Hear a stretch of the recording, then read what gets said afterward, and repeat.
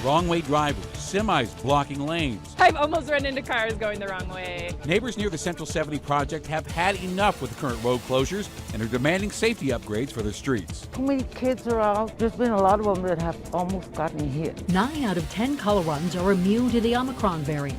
Plus, hospitalizations and cases are dropping too. Our modeling team does anticipate these numbers will continue to come down over the next couple of weeks. Icy sidewalks, not exactly one community's fault. The city is still issuing warnings anyway. We shovel constantly, we chip at the ice constantly. I don't want to get sued. Good evening, and thank you for joining us at 5. I'm Ann Trujillo. I'm Shannon Ogden. Glad you're with us tonight. The $1.2 billion Central 70 project began just over 3.5 years ago, and of course that work is still underway. And now Denver neighbors living near York Street are tired of the closures and detours moving through their community. Denver 7's Micah Smith is joining us live now from the Elyria-Swansea neighborhood. And Micah, neighbors say the traffic flow is just not working there. Shannon and Ann, there's a lot happening on Josephine and York Streets. Right now I'm standing on Josephine. Not only do we have lane closures, but because of the on-off ramps have been closed due to the Central 70 project, a lot of drivers are confused and they're cutting right through this neighborhood. Navigating your way around Josephine and York Streets in Denver's Elyria-Swansea neighborhood can be a difficult task. Well, it's like cars going the wrong way. Christina Flores has lived in the neighborhood for 17 years and says traffic confusion is a constant problem. Usually two cars coming one way. So they have to get out of the way to let the other one make a U-turn. I've almost run into cars going the wrong way. Nola Miguel, co-director of the Globeville Elyria-Swansea Coalition, is one of several residents pushing to turn York and Josephine into two-way streets to clean up some of the confusion. You get a ton of truck traffic because we have off York is Purina right there. Part of the issue is that Josephine is largely a residential street. Part of York is, but Josephine is really a very used and residential street in the neighborhood. Miguel says semi-trucks and wrong-way drivers near homes is a bad combination. The coalition in particular is very concerned about this because we are developing 5 affordable homes on Josephine, and during our groundbreaking, for instance, we saw about 5 different, large semi-trucks turn right around there, right next to it, and we're putting in families and kids. Miguel says the city has been receptive to changing the traffic pattern, but it's going to take time. And Flores, who's waited 17 years, Two-way street would be a lot better. says she's willing to wait a little while longer for the city to address the safety issue.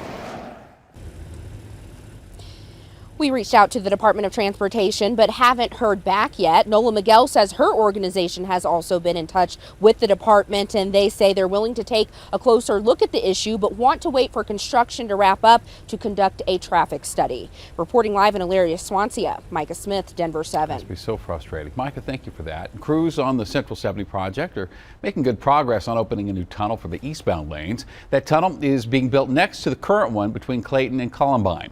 Crews are also transforming the tops of those tunnels. They'll become a 4-acre park, which will include amphitheater and soccer fields. Now, work on the second tunnel and the final traffic configuration should wrap up by late 2022. The park is expected to be finished in 2023. State health officials announced today 90% of Coloradans are now immune from Omicron and protected from severe disease. There's also a steady decline in hospitalizations and coronavirus cases. Right now, the state's 7-day moving average is below 1,500 cases, and that is a level we have not seen in months. Our positivity rates also moving down to just below 7%. Now, as a reminder, we were at 10% at the beginning of the year.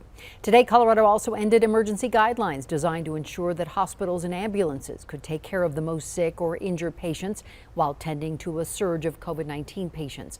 And just today in California, Governor Gavin Newsom announced that state is in the next phase of dealing with coronavirus. Newsom says moving forward, California's health department will treat COVID-19 as a manageable risk rather than an emergency. The Douglas County School District is pushing back its timeline slightly in the search for a new superintendent. Applicants now have until the end of the month to apply. The school board will then go over the applicants and could vote on finalists just a few days later, and plans are set to be finalized at next week's board meeting. Now, during last night's marathon meeting, the school board's president said he recently asked American Academy Charter School head Erin Kane to apply for the job, and in a letter to parents, Kane said she was honored to have been asked and added the process has only just begun. And at last night's meeting, the board also addressed the threatening flyers that were found on some teachers' cars yesterday. In no way at all whatsoever will we tolerate any harassment, any intimidation, or any threatening behavior to happen to any of you. It's very unfortunate that these flyers have happened. It's very unfortunate that any of our staff are taking any kickback. The district also won't be releasing the names of teachers who called out sick earlier this month in protest of the firing of now former Superintendent Corey Wise. Those names were expected to be released through an open records request, but the person who submitted that request withdrew it.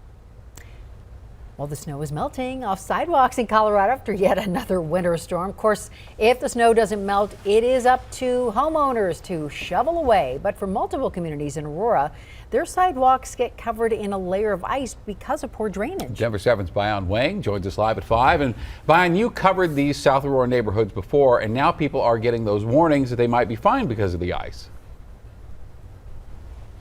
Yeah, hey Shannon, and good evening to you guys. That's exactly right. Residents here in the Inspiration community received this warning right here that we obtained a copy of just over a week ago, basically telling them that they have 24 hours to remove the snow and ice from their front sidewalks, or they will face fees and possibly be issued violations.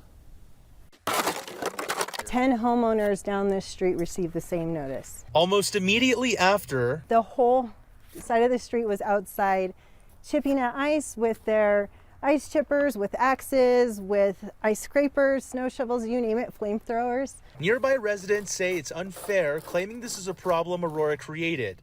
The city engineered properties so that the snow melt flows over the sidewalk and into the gutter. Problem is, some of that melting snow refreezes at night, creating ice patches. The city is causing this problem of ice buildup and algae buildup without giving a homeowner a solution to deal with it. In 2019, the city launched a pilot program identifying about 150 properties where construction of a chase drain system could solve the problem, allowing the water to drain under the sidewalk. But the city decided the hundreds of thousands of dollars it would cost was needed for other projects.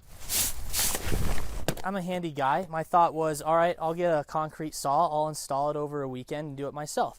And they said, I'm not allowed to do that. Residents have shown Denver 7 some of the injuries they've suffered after slipping and falling on ice. That convinced homeowners like Mark Kinslow to act without permission. I don't want to get sued. We decided to put this drain in, which apparently we're not supposed to do, but the city's not offering us any assistance other than, hey, go chip the ice off the driveway, and our liability for that is huge. And if they don't, they'll get one of these warnings like their neighbors did. So I can't get a contractor to do it. I can't do it myself. The city created the problem, and yet I'm responsible for it. So if someone slips, I have to deal with the fallout of that, and I have to keep the sidewalk clear for a problem I didn't create. It's very frustrating.